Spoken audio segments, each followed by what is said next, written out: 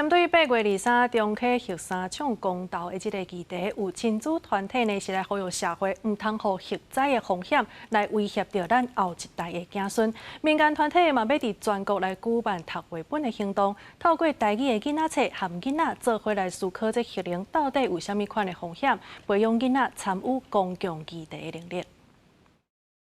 守住孩子的未来，拒绝核三重启。亲子团体囡仔发出诉求，面对8月23核三中溪公投，家长烦恼讲核能的风险会伤害到后一代的子孙。现场17岁周瑞良表示，想起12当前和妈妈行向街头参加反核游行，感慨这么多年过去啊，社会也是无考虑到少年人的心声。虽然现在我还没有投票权，但我也是未来要生活在这块土地上的其中一份子。你们可以投票，可以做决定，但是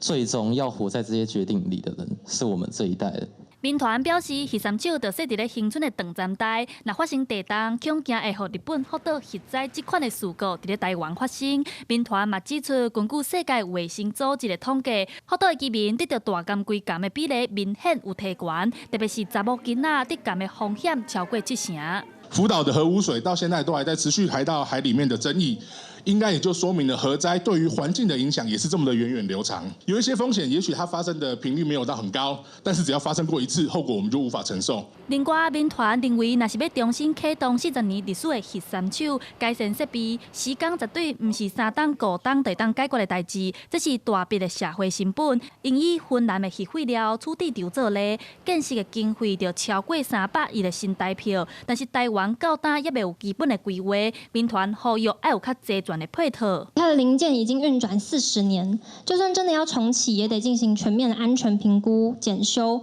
更换老旧设备，并向国外购置备件。那绝对不是3、5年就可以解决的事情。那我们现在所谓很急迫的能源危机，又要怎么处理？民团也用台语囡仔册伫咧专台举办绘本活动，互囡仔去思考核能的好处和伤害，培养思考公共议题的能力。记者陈亚轩、林秀凯台北报道。